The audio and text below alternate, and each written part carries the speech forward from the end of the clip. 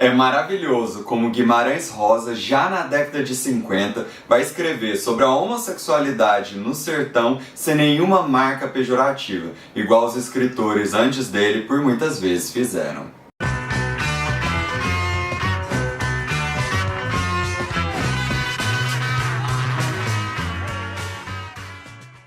Olá, meus queridos! No vídeo de hoje eu vou falar de um dos romances mais importantes da literatura brasileira.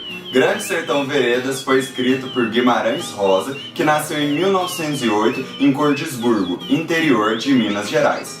E antes da gente falar da obra, eu quero falar um pouquinho da vida do Guimarães Rosa.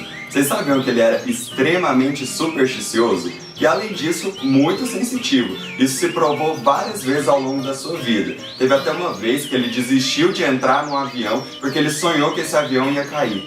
E não é que o avião caiu mesmo? É incrível a sensibilidade desse escritor. E não só se comprova nesses fatos cotidianos, como também num outro fato muito curioso. O Guimarães sempre adiou tomar sua cadeira na Academia Brasileira de Letras, porque de alguma maneira ele tinha um presságio ruim em entrar nessa academia. Ele sentia que poderia morrer. E não é que depois de 3 dias dele assumir a sua cadeira na ABL, ele chegou a falecer?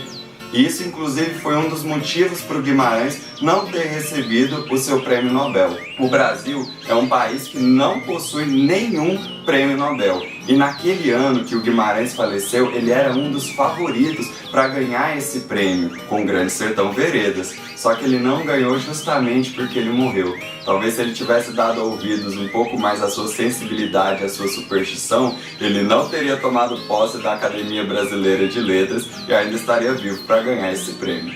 Mas superstições à parte, a sensibilidade do Guimarães Rosa também contribuiu e muito para ele desenvolver a sua literatura, que com certeza é uma das mais fortes da cena literária nacional. Mas antes da gente falar desse livro maravilhoso que merecia ter ganhado um prêmio Nobel, não se esqueça de se inscrever aqui no canal, porque de verdade, gente, isso ajuda e muito. Divulga com seus amigos para fazer esse canal crescer. E também me siga lá nas redes sociais para vocês verem outros conteúdos que eu vou postando ao longo da semana. E sem mais enrolação, até porque eu também assisto muito YouTube, eu detesto quando eles ficam enrolando muito pra pedir like, pra pedir curtida esses trem. Eu sei que faz parte do trabalho, tô sentindo isso na pele, mas não vamos enrolar mais não e bora direto pra obra que vocês vão ver que é sensacional. Grande Sertão Veredas não é uma obra nada fácil de se ler. A linguagem do Guimarães Rosa é muito diferente. Então se você ainda não leu nenhuma obra do Guimarães e está curioso para conhecer um pouco mais sobre Grande Sertão Veredas, eu recomendo que você não vá direto na leitura desse livro. Eu recomendo você conhecer outras obras do Guimarães antes de encarar Grande Sertão Veredas, justamente para vocês não terem um impacto tão grande e acabar desistindo da leitura dessa obra que pode agregar tanto na vida de vocês. Como professor de literatura, eu recomendaria demais vocês começarem lendo Guimarães por esse livro aqui, Primeiras Histórias. São contos bem curtos do Guimarães Rosa para vocês já irem se acostumando com a linguagem dele e todo o universo das suas narrativas. Em seguida, vale super a pena conhecer outra obra que é fantástica, Sagarana. Em Sagarana nós também temos contos, todavia os contos são maiores. Em alguns casos se parecem com novelas. E nesse momento é interessante porque assim vocês podem desenvolver o hábito de leitura dessas narrativas mais longas do Guimarães Rosa. Super recomendo 2 contos. Em Primeiras Histórias eu recomendo vocês lerem o conto A Terceira Margem do Rio, que é um dos contos mais bonitos da literatura brasileira. E em seguida, depois que vocês estiverem mais habituados com a leitura do Guimarães, leiam em Sagarana A Hora e Vez de Augusto Matraga, que é uma novela extremamente envolvente que fala sobre os jagunços do sertão e eu tenho certeza que vocês vão gostar muito. Eu vou ter cumprido meu objetivo se vocês depois aqui desse vídeo forem lá na internet pesquisar pela Terceira Margem do Rio e lerem esse conto. E inclusive acho que até caberia falar um pouquinho sobre esse conto num próximo vídeo aqui no canal. Grande Sertão Veredas já é um livro que nos começa a impor alguns desafios logo no título. O que significaria Grande Sertão, Veredas? Vocês vão ver que o Guimarães está propondo aqui com o título uma oposição. Enquanto Grande Sertão seria não só no seu aspecto físico e geográfico, mas também simbólico, a representação do todo, As veredas, que são os caminhos, que são os percalços da vida, as nossas trajetórias, seriam a parte. Então nós temos aqui uma contraposição entre a totalidade e a particularidade, entre o todo e suas partes. Isso é comprovado até mesmo na própria construção singular e plural desse título. O Grande Sertão é singular, é o todo, e Veredas é plural, são as suas partes, as partes que formam esse todo. Realmente é um livro que já nos começa a desafiar logo pelo título. E agora, quando adentrarmos melhor nessa obra, a gente vai ver que a estrutura dela já é bastante diferente do convencional. Primeiro que Grande Sertão Veredas não é dividido em capítulos e em nenhuma parte. É simplesmente um monólogo. O Riobaldo, que é o nosso protagonista, começa a falar na primeira página e vai terminar só 600 páginas depois. E você, como leitor, se comporta como um ouvinte, ouvindo a história de vida a partir das memórias desse jagunço, desse sertanejo de armas que está contando a sua história pra gente. E é muito interessante que ao longo da narrativa você vai adquirindo intimidade com esse personagem. E ele também vai adquirindo intimidade com você. Isso é muito interessante, porque no início ele começa com assuntos muito vagos, ele não entra no cerne da questão. Mas à medida que a narrativa vai se desenvolvendo e ele se sente mais livre para ter intimidade com você, e você também acaba se tornando mais íntimo dele, a narrativa vai tomando outros rumos. E é muito interessante ver como isso se desenvolve. Bem, e como o título do vídeo é a cena mais bonita de Grande Sertão Veredas, eu vou mostrar aqui pra vocês um parágrafo que eu considero de uma beleza sem tamanho. Mas antes eu vou precisar contextualizar algumas coisas pra vocês. O que não vai caracterizar muito spoiler, porque eu acho que o spoiler de Grande Sertão Veredas é um dos mais paias que tem. Então eu tomei esse cuidado pra não falar nada do final do livro pra vocês. Mas já fica aqui a ressalva. A cena que eu vou mostrar tá lá na página 126, ou seja, a história já vai ter se desenvolvido um pouco. Mas a contextualização que eu vou fazer aqui não vai atrapalhar tanto a surpresa que vocês vão ter no final. Ai! Eu lembro de quando eu tava lendo Grande Sertão Veredas pela primeira vez e me deparei com essa cena.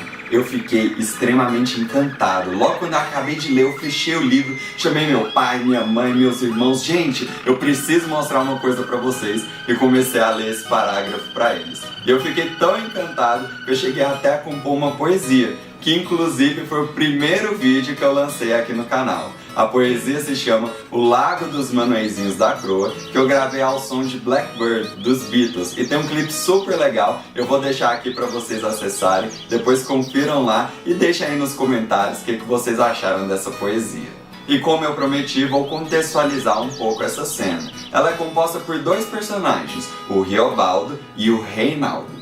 O Riobaldo é um sertanejo de armas, um jagunço, o nosso narrador, que vive num ambiente de uma masculinidade muito forte e por vezes machista também.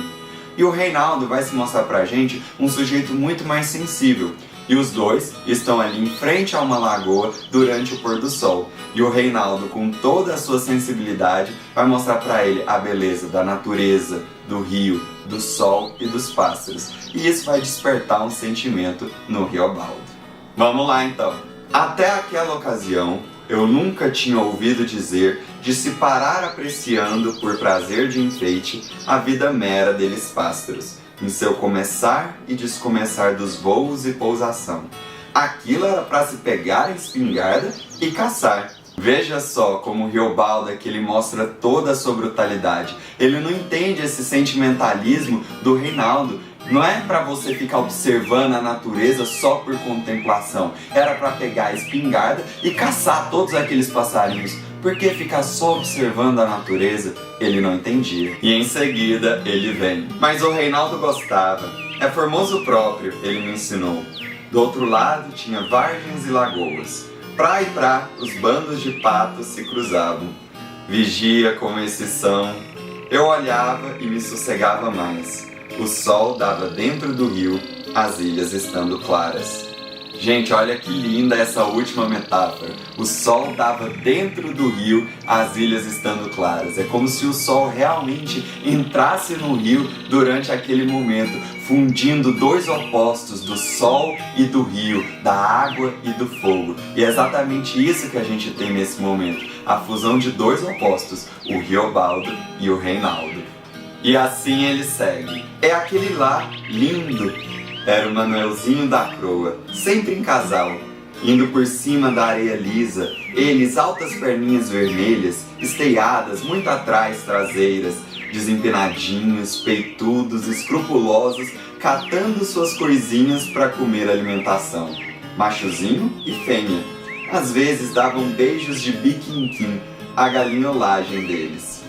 Primeiramente, o que são manueizinhos da Croa? É uma espécie de pássaro, é muito lindinho, eu vou mostrar aqui pra vocês. Veja só como é lindo esse pássaro, né? E ele ainda vai colocando um monte de palavras que às vezes a gente não entende, né? O que seriam beijos de biquinquim? É porque é um bico muito pequeno, não é só um biquinho, é um biquinquim. O Guimarães gosta muito de brincar com a linguagem desse jeito. E depois ele fala que isso era a galinholagem deles. Galinholagem não é uma palavra que tem um significado definido no dicionário, mas pelo contexto dá pra gente entender que é a brincadeirinha, a maneira de demonstrar o amor por aqueles pássaros. É lindo como vai se construindo essa narrativa. E em seguida vem: é preciso olhar para esses com todo o carinho, o Reinaldo disse. Era, mas o dito assim botava surpresa. E a macieza da voz, o bem-querer sem propósito, o caprichado ser, e tudo num homem d'armas, brabo, bem jagunço. Ah, eu não entendia. De um outro que eu ouvisse, eu pensava: frouxo, está aí um que pulha, mas não pulha. Está aí um que fala, mas não faz. Ele não entendia esse comportamento tão sensível, com tanta contemplação para a natureza, vindo de um jagunço, de um homem brabo, de armas. Isso não fazia sentido com a vida que o Riobaldo vinha levando, em meio àquela masculinidade, por vezes até tóxica. Desse momento de sensibilidade e contemplação, era muito estranho para ele. Mas vocês vão ver que a opinião do Riobaldo sobre o Reinaldo não é essa não. Ele fala assim: mas do Reinaldo não.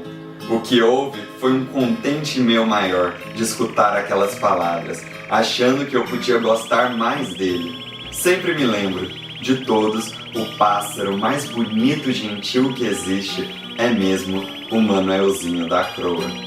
Eu sempre me emociono muito com o final dessa cena, porque eu vejo aqui justamente a transformação do Riobaldo, que parte no início do livro como um jagunço, um homem bravo, e depois nesse momento ele vai se tornar uma pessoa mais sensível, mais contemplativa, mais próxima das outras pessoas, dentre elas o Reinaldo. Vale super a pena vocês lerem esse livro para ver como é que vai se desenvolver essa relação entre esses dois sertanejos e chegarem no final para terem uma reviravolta incrível, super impactante. Queiram descobrir mais sobre o Guimarães Rosa. Se você ainda não leu nada, ainda vale aquela minha dica para depois que vocês assistirem o livro, pesquisarem na internet pela Terceira Margem do Rio e já ler esse conto para vocês entrarem no universo fascinante de Guimarães Rosa. Então é isso, meus queridos. Se vocês gostam de literatura brasileira e curtiram saber um pouco mais sobre o Guimarães Rosa, não se esqueçam de divulgar com todos os seus amigos. Deixem comentários aqui também, eu adoro ler quando vocês comentam, e me ajudem a divulgar mais esse conteúdo, porque eu sou uma pessoa muito apaixonada por literatura.